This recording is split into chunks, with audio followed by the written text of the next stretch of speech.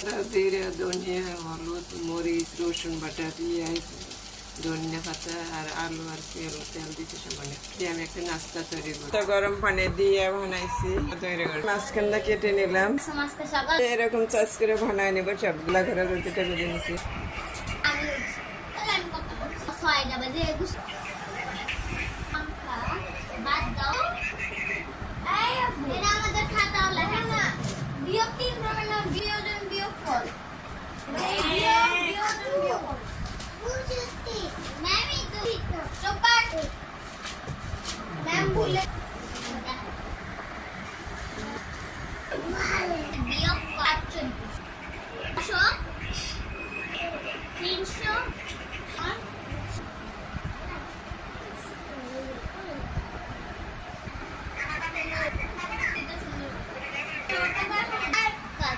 আমাদের সকালের নাস্তা এখন তেলে ভাজবো সবগুলো।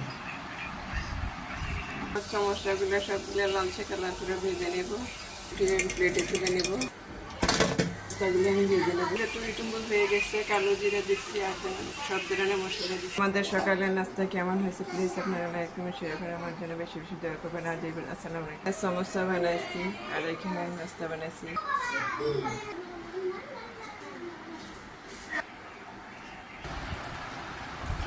কি